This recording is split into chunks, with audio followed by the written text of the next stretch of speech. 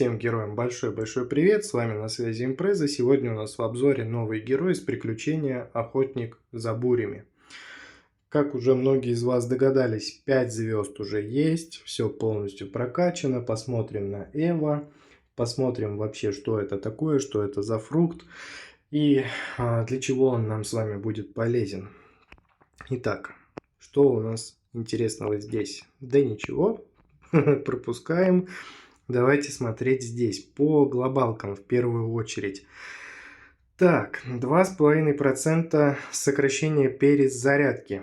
Большинство начинающих игроков, естественно, обрадуются, потому что легкие 2,5%, 50 уровень, достаточно легко это все дело открыть. И это, конечно, хорошо. Но игроки, которые играют уже достаточно давно, скорее всего скажут, что «О, боже мой, опять перезарядка, не нужна она, куда ее еще девать?». Но я скажу вам так, не все сеты дают нам вот этот самый кап. То есть, что это значит? Мы можем довести перезарядку до, к примеру, до 40%. Это вообще не обсуждается. Там режимы, которые попадают под перезарядку в 40%, сегодня обсуждали в группе, кстати, этот момент. Там табличку тоже скидывал одну интересную. В общем, смотрите, в ПВП, в Кошмаре, в Башне и на сложной арене перезарядка у нас имеет предел 40%. Это вот нужно просто запомнить, можно не запоминать, можно зайти в группу, посмотреть. Кстати, в группу можете заходить вообще без проблем, называется она вот так, ссылка внизу есть. Заходите, там все покажу, все найдем, если у кого-то что-то не получится найти. Там есть отдельный раздел, называется «Полезные таблицы», он в самом низу. И здесь у нас вот есть вот такая табличка. Капы режимов. Вот у нас Кошмар, Башня, ПВП и сложная арена. Есть еще кап, перезарядка 90%, это все остальное. Там можно насобирать камнями, экипировкой и глобалками перезарядку в 60%, например, и уже догнать книгой, которая дает 30%, получается 60 плюс 30 будет 90%. Вот этой табличкой, пожалуйста, пользуйтесь, все здесь расписано, все написано, все это можно посмотреть. Поэтому заходите, всех жду, вход свободный. Вот, и вот, например, сет разбойника, изгой, который мы с вами любим использовать там на боссе, например, кто-то в подземелье им играет, кто-то сложную арену проходит, у кого урон побольше. Он дает нам вот эту перезарядку, то есть у нас все хорошо, все красиво, но если мы с вами, например, находимся на стадии фарма и переодеваемся в благородный сет, в сет аристократа, то, соответственно, у нас уже не будет таких показателей. У нас они будут существенно меньше. То есть тут надо тоже смотреть. И как бы не стоит расстраиваться из-за того, что у вас уже перезарядки много. Скорее всего, вам где-то, возможно, не хватает. Поэтому 2,5% перезарядка это тоже хорошо, по большому счету, для большинства игроков. Дальше. 25% урон, физические повреждения, это понятно. 2,5% шанс на критический урон. Ну, это тоже самое, все аналогично, как и с перезарядкой, но немножко чуть-чуть посложнее. То есть мы с вами в идеале должны довести его шанс на нанесение критического урона до 85%. И 15% мы с вами забираем оставшейся книгой. И вот хорошо, если нам сделать его больше 100, то есть дойти до 100, и пусть он там дальше растет. Как бы понятно, что в этом нет ничего полезного, но мы хотя бы с вами книгу на критический урон не будем уже брать, если мы достигнем этого предела. И в какой-то момент вы уже будете у себя потом в экипировке видеть такой нюанс. То есть вы, когда будете ставить камни на перезарядку, если вы достигнете 60%, то будете ставить, если еще, у вас мощность не будет прибавляться. Это значит, что вы уже потолка достигли. То же самое и с критами. Если вы достигнете потолка, вы будете камушки ставить, у вас мощность не будет прибавляться. Поэтому это глобальное усиление, оно тоже полезно, оно тоже бустит ваш аккаунт очень и очень хорошо. Так, здесь на 140 уровне плюс 10% шанс нанести 4-кратный урон. Это персональное, такое локальное глобальное усиление. Ну и пусть как бы хорошо, то есть уже для себя где-то делаем отметку, что охотник за бурями, он у нас ориентирован на урон. Что еще могу про него рассказать интересного из того, чем ребята, сагильдийцы там поделились со мной? В общем, герой хороший, на удивление. Кто-то даже сказал, что что-то там произошло такое непонятное, неимоверное с разработчиками, что в приключения они поставили, добавили хорошего героя. И чем он хорош, чем он интересен, мы сейчас с вами обязательно разберемся, посмотрим на Эву и все остальное тоже увидим. Итак, область эффектов, уклонение, перезарядка, да? Шанс критического урона 10% и в целом-то все. Но, плюс 1 снаряд получает фракция вот это вот, природа, хранители природы. Из этой фракции мы с вами кем играем?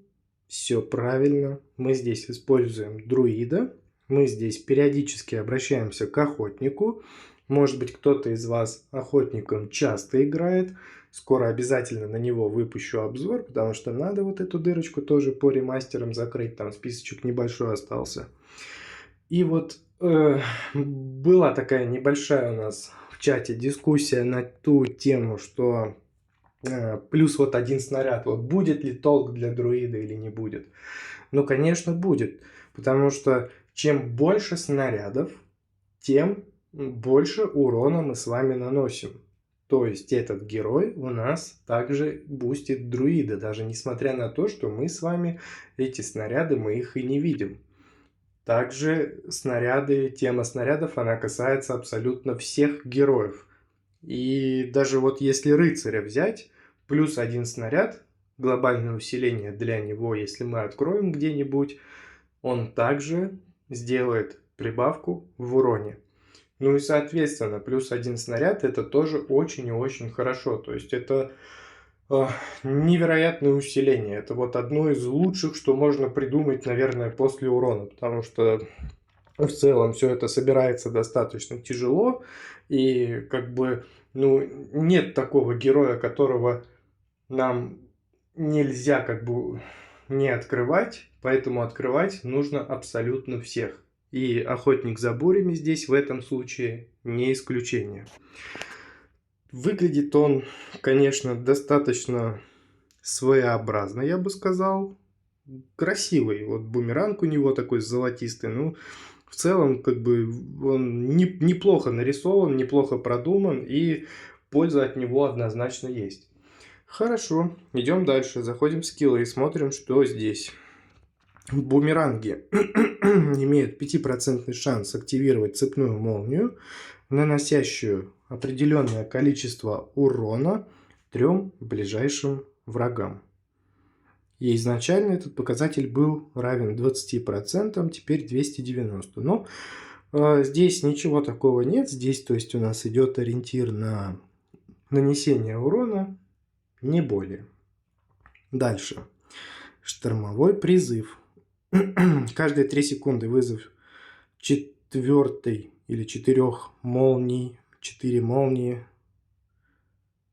поражает случайных врагов на экране, нанося определенное количество урона. Здесь тоже на урон, никаких статус-эффектов здесь нет. Ну, как есть, так есть. Что ж поделать. Сейчас посмотрим обязательно, все это увидим. Все, кого мы с вами положили, заполняют шкалу. Как только она заполнится, охотник за бурями вызывает вокруг себя грозный торнадо. Кажется, где-то у кого-то я это уже видел. По-моему, у Сина, да? Не приходит на ум? Ну, возможно, да, потому что у него там тоже торнадо, вихрь вокруг него. Ну, сейчас посмотрим. Я не играл, не пробовал. Так вот, мельком только видел, как играют, и все. Так, наносящий определенное количество урона и... О, а вот и статус эффект. Ну неужели?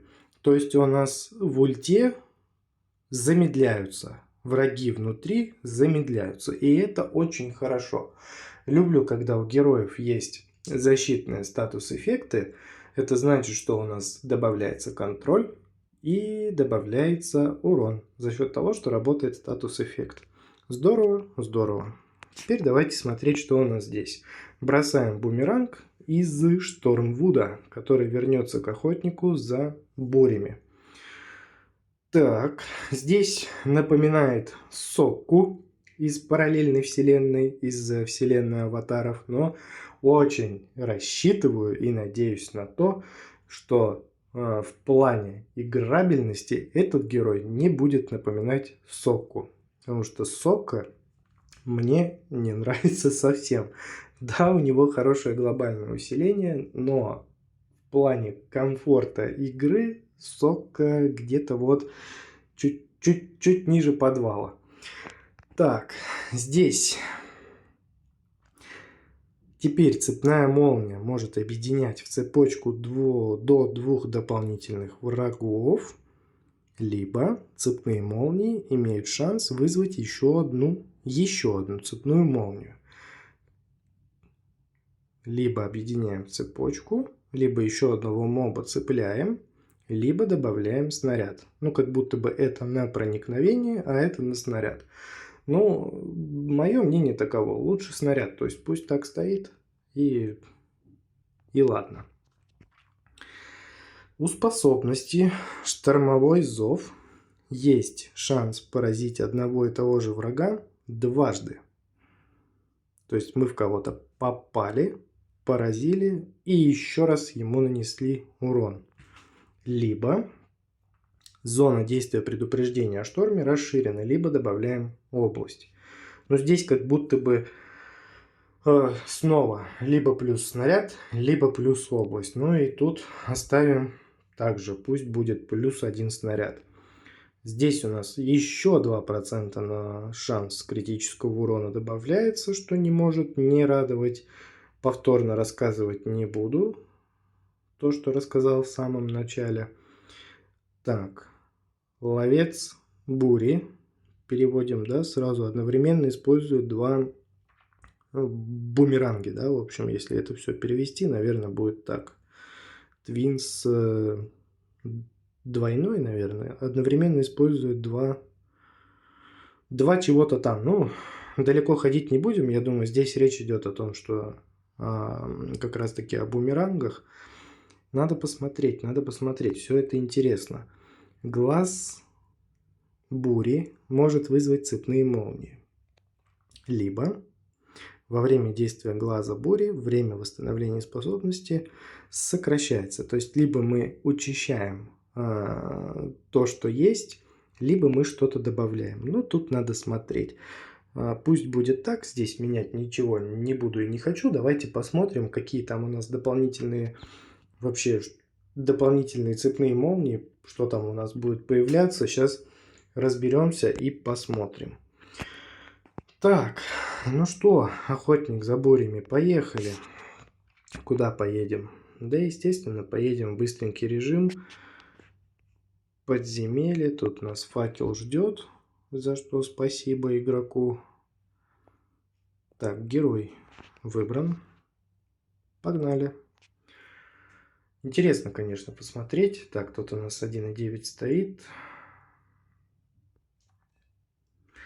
Плюс 33 урон, скорость перезарядки, плюс снаряд. Окей. Область эффекта. Так, здесь снежный шар. Давайте опыт возьмем. Сейчас мы скорость уберем.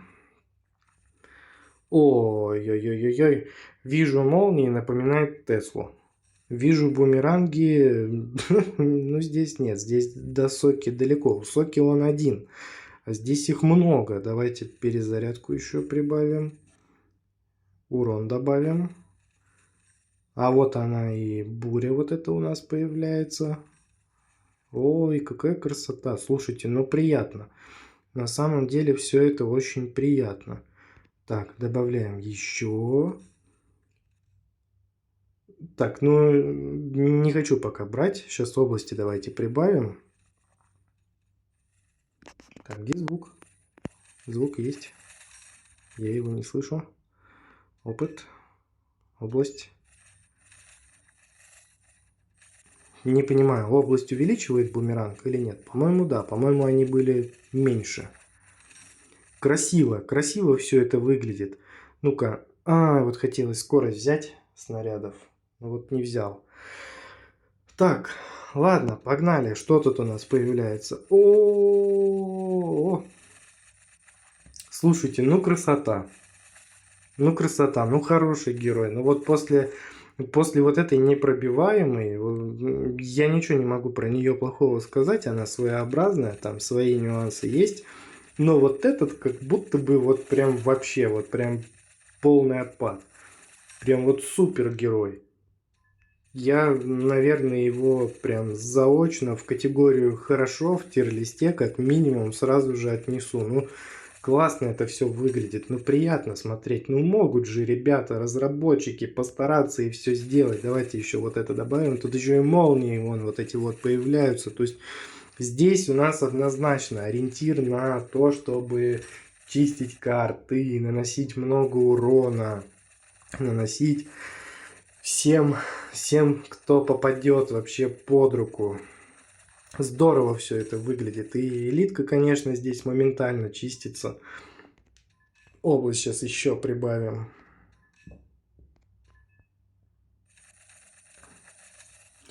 Ну вот не понимаю, область она здесь решает или нет. В любом случае, конечно, лучше ее взять. Ой, ну как хорошо, а? Ну вот наконец-то. Ну вот что-то вот там перещелкнулось. Какой-то вот прям тумблер запустили где-то там, что-то клацнули и классного героя выпустили. Ну неужели? Ну я надеюсь, что вы тоже рады.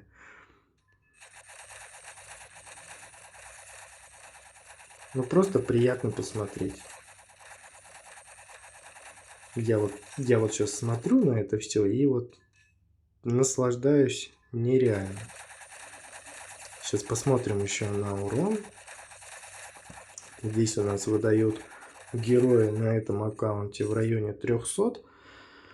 Опа, 420. Ну, слушайте, ну, класс. Мне нравится. Я надеюсь, вам тоже понравилось. Я думаю, что арену он будет чистить вообще без каких-либо проблем, даже если мы с вами его и не прокачаем, потому что бумерангов там достаточно много, огромное количество.